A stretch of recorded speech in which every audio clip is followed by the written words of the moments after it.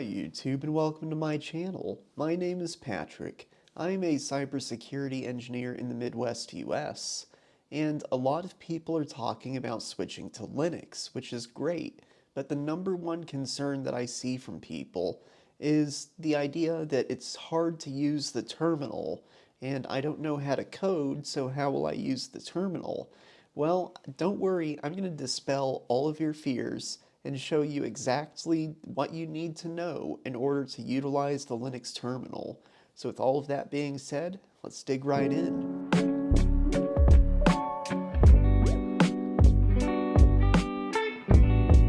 Okay, so what is the terminal? Well, the terminal takes the form of a window that you can open on your computer.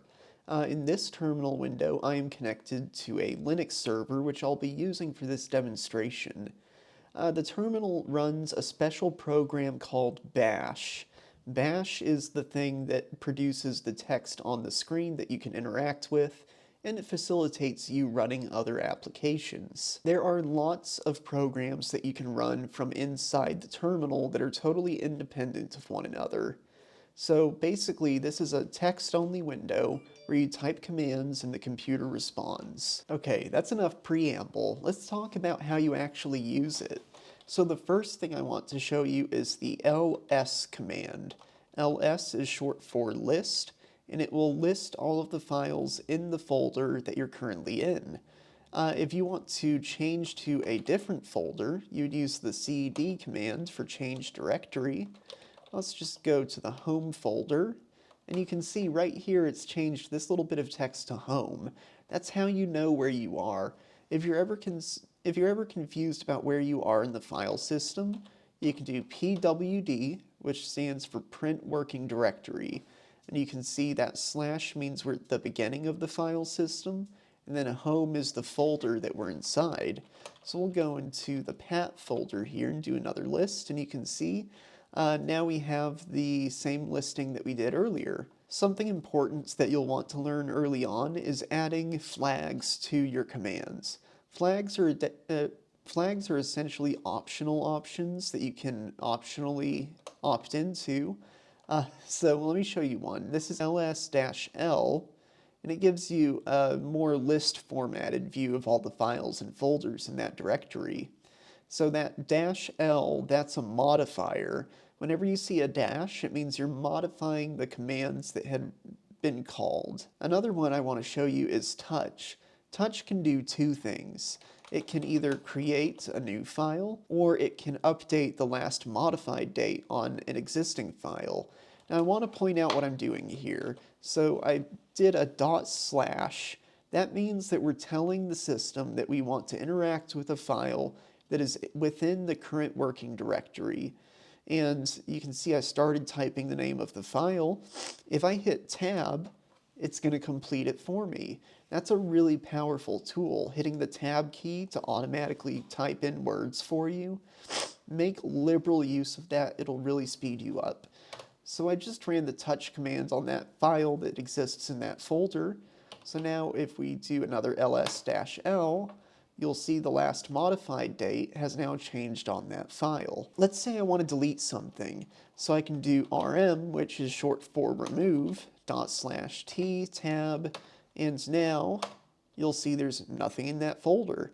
Now bear in mind there's no trash bin, there's no recycle bin. If you delete something in the terminal, it is deleted. Another useful thing you can do is use the up and down arrows to pull up previous commands. So if we hit up, you'll see it goes to ls, up again, up again, up again, and it cycles through all of the commands that we've ran. If you want to copy and paste, it is Control-Shift-C and Control-Shift-V. The reason for this is Control-C is used for something else in the terminal. Let's say let me just pull up an application real quick, htop. This is a terminal-based performance monitor application, and now I'm inside of it, so how do I get out? So to do that, I'm going to hit Control-C, and it closes the program running in the terminal. So that's how you actually quit something once you start running it. Another thing you can do is take the output of one command and pipe it into another. So let me show you what I mean. So we're going to touch scripts.sh, and then we're going to edit it. Don't worry about this editor I'm using. So I've added a command into this script. If we cat the script, you'll see it prints out that command on the screen. So let's say, okay, I want to print out the command in that script, but I want to pipe it into bash. What's this? Now it's running that command, and it's asking me for my administrator password. So the sudo command means do this as an administrator. DNF is the name of the program that manages software, installed software and software you can install on the Fedora Linux server that we're connected to. And update is telling it we want to update the packages installed. So I'll just enter my password here. Oh, all right. So I made a little bit of a mistake here. This is an Ubuntu Linux server, so instead of DNF, it's going to be apt. Do that again, and you can see now it's updating all the packages. And what I did is I took the contents of that script that I wrote, printed it out using the cat command. I'll show you again. That just prints it onto the screen. And then I did a pipe, which is taking the output of that command and using it as the input for a new command. And I just piped it into bash, which executes bash. Okay, so why is all of this important? Well, as you get to know Linux and you use it more, you'll find that a lot of the online help that you can get takes the form of terminal commands. And if you don't know how to use the terminal, you're going to have a pretty hard time troubleshooting a Linux system. The reasoning behind this is that there are so many different Linux systems out there, so many different graphical interfaces. It's impossible to write a guide on how to do something in all of them. But one thing that all Linux distributions do have is a terminal. And so that's the common ground, that's the common denominator. And so that means when you're looking up how to do stuff on Linux online, it's probably going to give you terminal commands to run. Hence, you need to know how to use the terminal somewhat. Now, you might be sitting here going, well, I don't know how to code. How am I going to use the terminal? And the terminal is not coding. That's not what coding is. The terminal is just an alternative way to use the computer separate from the graphics. Yeah, you don't have to know how to code to use it. That's not true.